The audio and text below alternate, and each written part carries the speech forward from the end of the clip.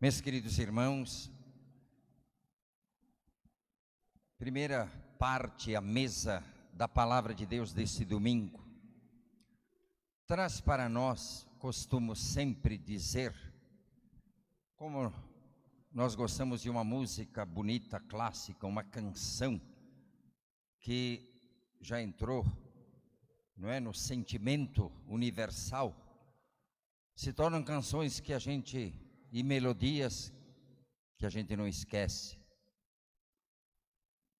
não enjoamos delas. Hoje nós lidamos com textos clássicos, nesse quarto domingo. Vou escrever um livro sobre essa liturgia. Primeira leitura lembra o livro de Josué, as tradições do deserto. O povo atravessa o deserto e é mantido, alimentado pelo maná. Quando eles chegam na terra prometida, o maná parou de cair. É um simbolismo. Jesus, em João capítulo 6, no sermão lá em Cafarnaum sobre a Eucaristia, ele diz que é o Pai agora quem dá o verdadeiro pão que desce do céu e dá vida ao mundo. Aquele povo caminhou no deserto, nós caminhamos no deserto da vida. Aquele povo se alimentou do maná, nós nos alimentamos da Eucaristia. O maná parou de cair quando chegaram na terra prometida. Quando chegaremos na terra prometida, o céu, não precisaremos mais de nenhum sacramento, nem da Eucaristia. São meios instituídos por Cristo, confiados à igreja, para nós, em razão da vida eterna. Nosso telos, o nosso fim último, é a vida eterna. Nós começamos com esta leitura, mas com essa dimensão, a terra prometida. A carta aos Hebreus, capítulo 13, verso 14, diz: não temos aqui cidade permanente, nós estamos em busca da futura. O salmo de hoje, a gente escreveu um livro sobre os salmos. A cura interior na oração dos salmos bíblicos. A gente lendo os salmos, fui anotando, e os salmos dos 150 que nós temos, praticamente a metade foi escrito pelo rei Davi, rei sacerdote e profeta, mas ele viveu 1000 anos, 1010 antes de Cristo. Então nós temos uma distância de 3000 anos de Davi. Ele fala de depressão, pânico, ansiedade, fobias. A nossa realidade não mudou nada, né? Aquele tempo era assim também. Mas eles rezavam a sua problemática. E o salmo de hoje, claro que lemos, cantamos, breve texto. O salmo 33, provai e vede como o Senhor é bom, feliz quem nele encontra o seu refúgio. Por isso, o seu louvor nunca deixará meus lábios diante da bondade de Deus. A segunda leitura, ela abre para nós a quaresma, que é a 2 Coríntios 5 e o comecinho do capítulo 6, em que Paulo diz: reconciliai-vos com Deus. Estamos no tempo da quaresma, é esse tempo da gente buscar. Isaías no capítulo 55 diz: buscai a Deus enquanto Ele se deixa encontrar. E depois ele diz, abrindo o 6º capítulo: agora é tempo favorável, agora é tempo de salvação. Tempo. A nossa vida humana tem 3 dimensões: espaço, tempo e massa. Hoje é domingo, dia 30, amanhã dia 31 é segunda. Então a mudança dos dias e estações é a cronologia, o logos do crono, do grego. Mas a Bíblia acrescenta um sentido diferente a essa dimensão existencial. A palavra, nós já sabemos, já falamos, kairos. A quaresma é um tempo favorável. Não é só uma cronologia, é tempo de salvação. Kairos é o tempo em que Deus preenche essa dimensão da vida da igreja. Estamos no o ano santo, o ano jubilar. É um kairos para nós. E Paulo diz Não podemos deixar passar a graça de Deus em vão. Tem que aproveitar. Aí estão as indulgências e tantas coisas. O evangelho de hoje, só de Lucas, capítulo 15, tem 3 parábolas. A parábola da ovelha perdida, da dracma perdida e do filho pródigo. A gente lendo, a Léxio Divina diz, leia e releia, e vai surgindo alguma coisa, alguma luz. E de fato, na pequenina parábola da ovelha perdida, o pastor vai atrás, porque ela não tem como voltar, não tem consciência de percorrer o seu caminho. No caso da dracma perdida, inanimada, a mulher tem que buscar, tem que achar. Mas no caso do filho pródigo, o pai não vai atrás do filho. O filho tem consciência, ele rompeu com o pai, o filho mais novo. Se ele quiser, ele que volte. Liberdade plena que Deus oferece a cada um de nós, desse retorno, a metanoia, a nossa conversão. O pai tinha 2 filhos, o mais moço disse, pai, me dê a parte, eu quero me mandar, quero viver a minha liberdade. E vai para um país distante.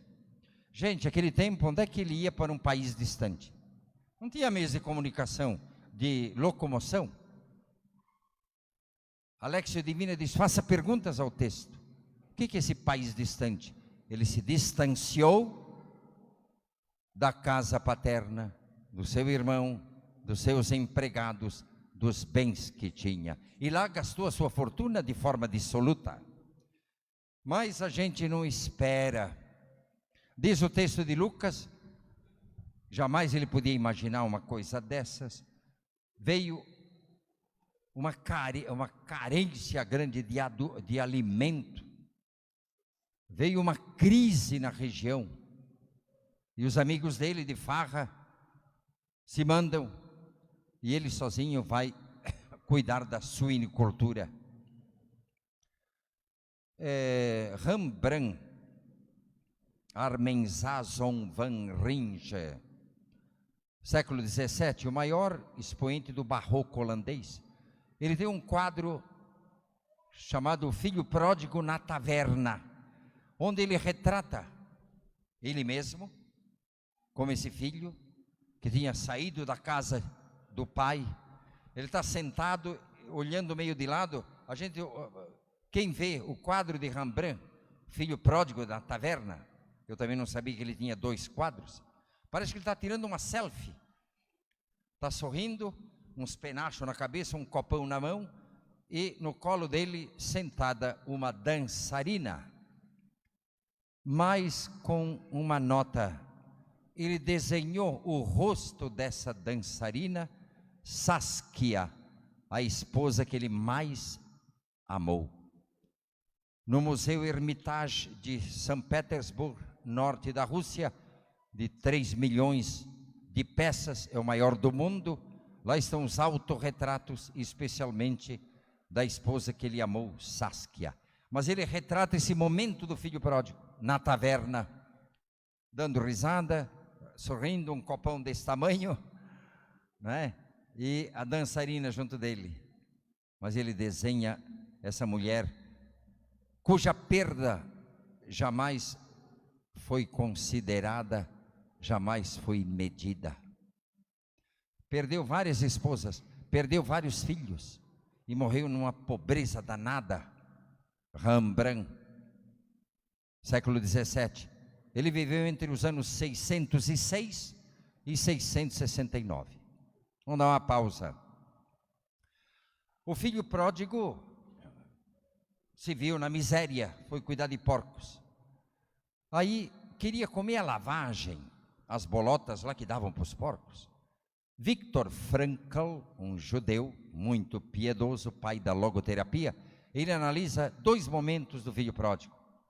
Esse que ele queria comer a lavagem e não lhe davam.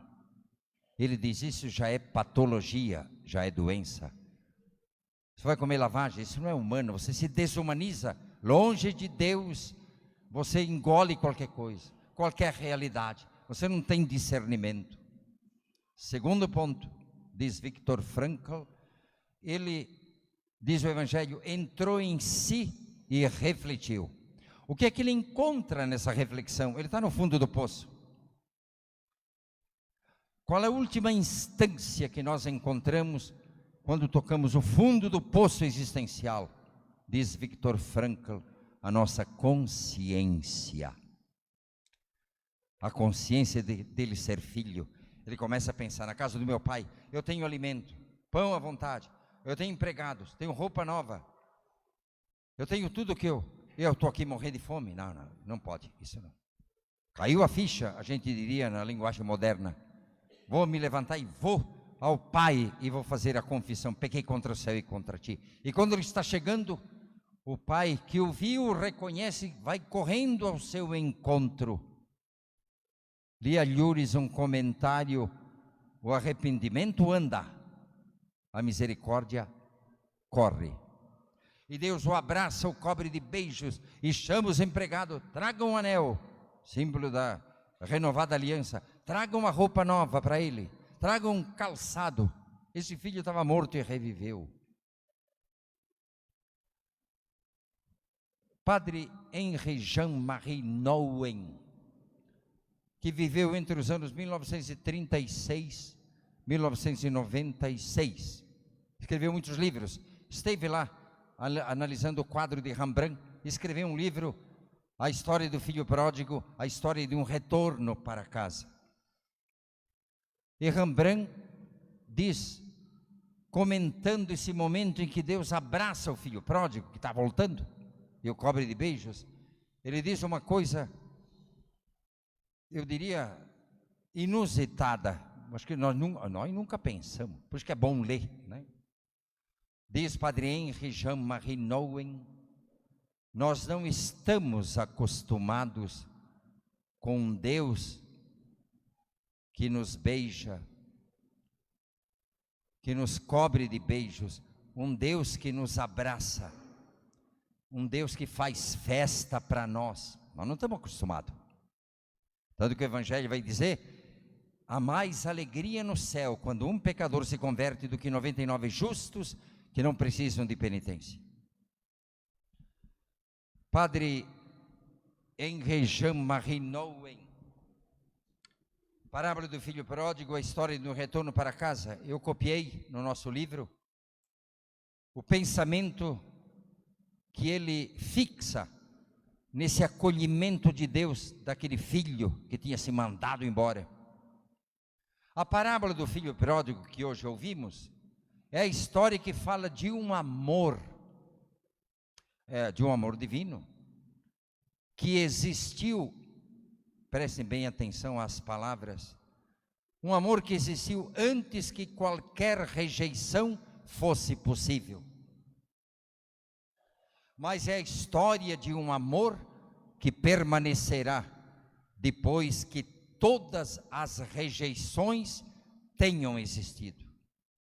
É o primeiro eterno amor de um Deus, que é fonte de todo o amor humano verdadeiro, mesmo o mais limitado.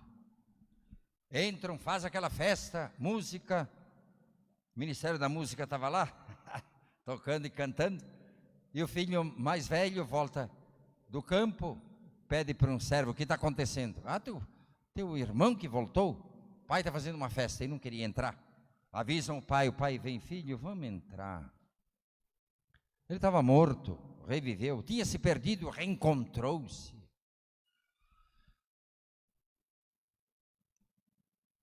Gente, essa parábola dentro desse quarto domingo, Padre Henri nos faz uma reflexão que eu nunca vi igual, por isso que nós temos que ter uma teologia que nos sustenta, uma teologia bonita, uma reflexão bíblica. Um casal que o convidou para ir para a Rússia, ele disse, é a vez de eu conhecer o quadro de Rembrandt, e assim ele foi. Recentemente eu estive lá, também vendo esse quadro, que Rembrandt pintou, óleo em tela, 2,5 metros altura por 1,80 de largura. É o segundo quadro de Rembrandt, o mais belo do mundo. Se abrir lá a mídia, o Filho Pródigo de Rembrandt, dá uma olhadinha hoje à tarde, curiosidade. E o Padre Henry, grande escritor, ele foi professor de teologia, de psicologia em Yale, Notre Dame, Harvard, Toronto, no Canadá. Ele é de origem também da Holanda. Ele diz que uma secretária disse: Padre Henry, eu quero fazer uma reflexão com o senhor. O senhor já falou que muitas vezes o senhor foi o filho pródigo. O senhor deixou um pouco o ministério, não atendia o povão, ficava em haver, essas coisas todas. Arrefeceu um pouco a espiritualidade, a sua oração. Como diz o Apocalipse, arrefeceu o primeiro amor. Depois o senhor falou que também foi o filho mais velho que ficou em casa. É o filho que tem tudo e resmunga. O senhor mesmo disse que quantas vezes o senhor não aceitou o Pai, nosso Pai visível, universal.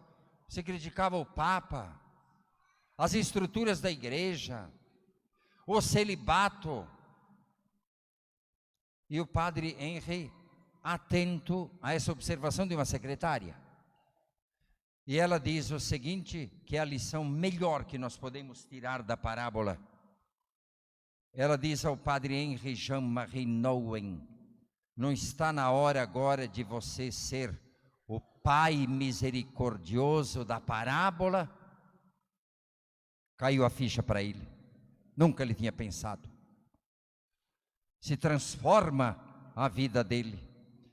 Ele conheceu uma instituição de Jean Vanier, canadense, a Arca, l'Arc, que tem uma instituição em Sorocaba, eu soube disso recentemente, que cuida, entre aspas, com os dejetos humanos, as pessoas mais tropiadas que ninguém quer cuidar.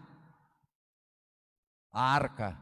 E ele foi visitar essa Arca, essa instituição, e veio uma menina pequena com síndrome de Down, abraçar e beijar.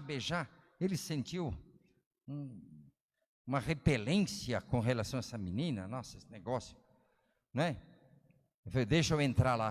Aí ele começou a ver a vida nos limites maiores e mais tristes, que a Arca acolhe e cuida desses que os pais e a sociedade não conseguem cuidar.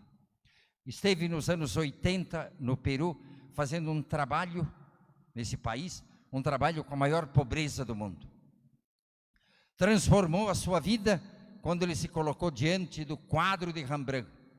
E ele diz uma coisa para nós: se Jesus falou essa parábola, se Lucas a escreveu, se Rembrandt pintou o quadro mais lindo do mundo, isso em 1668, 1669, 2 anos antes da morte, diz o Padre Henry, se tudo isso aconteceu, isso é para mim.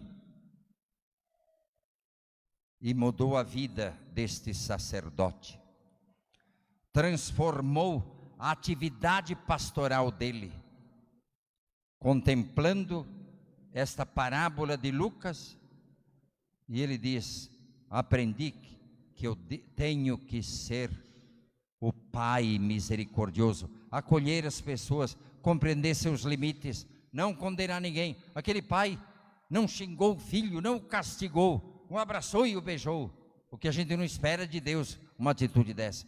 Tanto que ele pensava consigo: eu vou voltar, que me trate como um empregado, não como seu filho, mas ele vai tratar como filho. Nós nunca alcançamos a sabedoria de Deus, nunca alcançamos o modo de agir e pensar de Deus, somente na glória um dia. Por isso, queridos irmãos, nós que estamos nesse deserto da vida, com o maná, a Eucaristia, rumo à pátria celeste, onde o Pai espera cada um de nós. Não temos aqui cidade permanente, estamos em busca da futura. Carta aos Efésios, Paulo diz, a palavra de Deus nos aponta que Deus já nos ressuscitou com Cristo e nos fez assentar-se à sua direita no céu. Estamos aqui, mas estamos lá também. É essa fé que aponta um futuro que nos contém, é que nos faz suportar o peso do presente.